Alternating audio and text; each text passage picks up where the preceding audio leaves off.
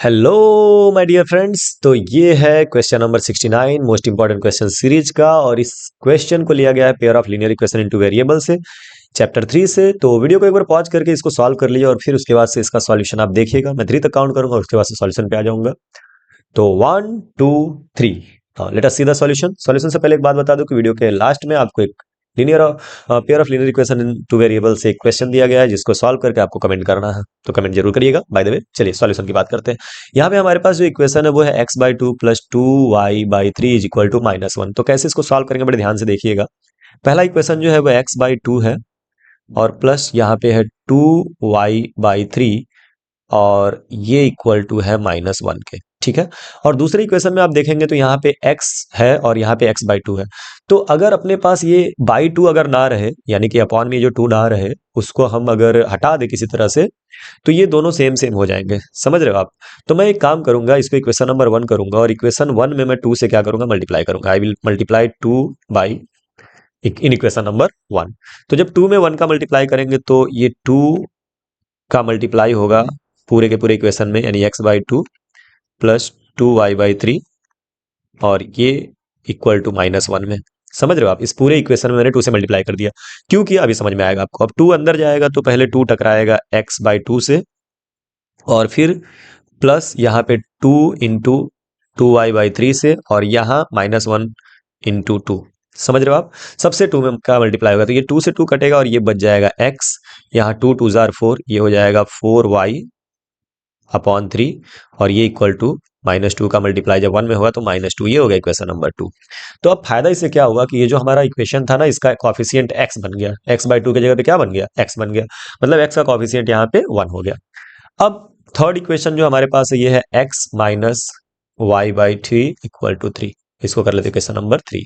अब आप क्या करिए ना, 2 में से 3 को या 3 में से 2 को माइनस कर दीजिए। चलिए मैं 3 - 2 करता हूँ। 3 - 2। ध्यान से करेंगे। आप समझ रहे हो? मतलब x की वैल्यू यहाँ पे 1 थी, मतलब x का कॉफिशिएंट यहाँ पे 1 था, x के बगल में 1 था, और यहाँ x के नीचे 2 था। तो इस नीचे 2 को हटाने के लिए मैंने 2 से मल्टीप्लाई कर दिया। That's it. ओके। तो जहां जैसा समझदारी दिखाना हो दिखाया जाएगा।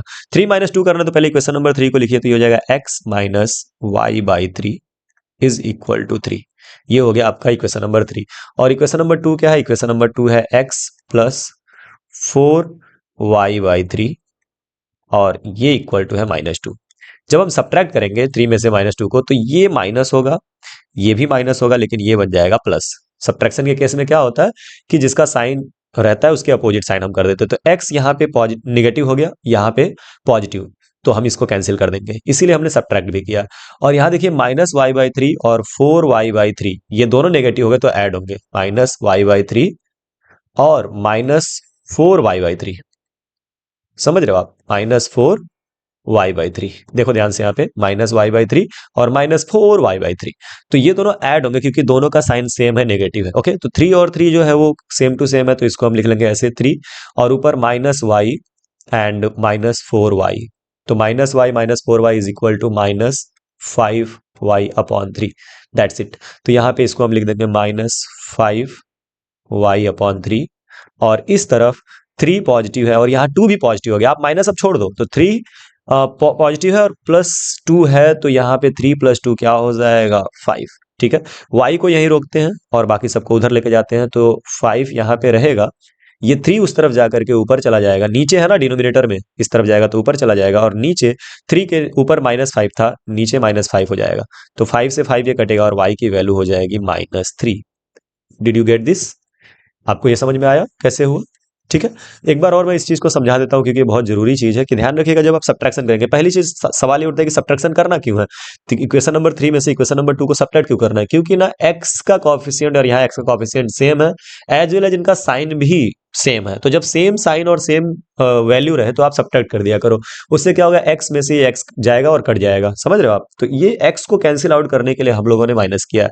दूसरा, जब माइनस करेंगे तो साइन चेंज होता है, दैट इज वाई x और -x कटते हैं, और बाकी सबका साइन जब चेंज हो जाएगा तो उसी हिसाब से ऑपरेट करेंगे। तो यहाँ -y/3 था और यहाँ -4/3y हो गया, तो माइनस माइनस ऐड होके -5y/3 आ गया, और यहाँ 3, और ये -2 अब नहीं है, अब ये 3 और +2 है, तो 3 और +2 ऑपरेट होके 5 आ जाएगा। ऑपरेट होने का मतलब +3 अगर आपके पास हो और +2 आपके पास हो तो आंसर कितना आएगा 5, दैट्स इट। ये मैं ऑपरेट करने की बात कर रहा हूँ। जब हम सब्ट्रैक्ट करते हैं ना तो सिर्फ साइन चेंज कर देते हैं, उसके बाद ऑपरेट करते हैं, ना कि घटाते हैं। ठीक है, इस चीज को ध्यान रखेंगे आप कहेंगे कि सर सब्ट्रैक्ट करने के लिए बोल रहे थे और यहाँ 3 और 2 ऐड कर रहे हैं, इसलिए ऐड कर रहे हैं क्योंकि अभी इसका साइन चेंज हो गया है। तो सब्ट्रैक्शन के केस में बस साइन चेंज होता है, बाकी मैथमेटिकल प्रोसेस सेम है। जैसे साइन चेंज हो गया, माइनस का प्लस हुआ तो 3 + 2 कर लिया 5। क्लियर है। अब ये y की वैल्यू -3 आ गई। अब आप क्या करिए, पुट करिए y की वैल्यू कहीं पर भी, put y is equal to -3 in equation number, किसी भी एक इक्वेशन में पुट कर दीजिए। चलिए मैं 3 में ही पुट कर दे रहा हूँ, इन इक्वेशन 3।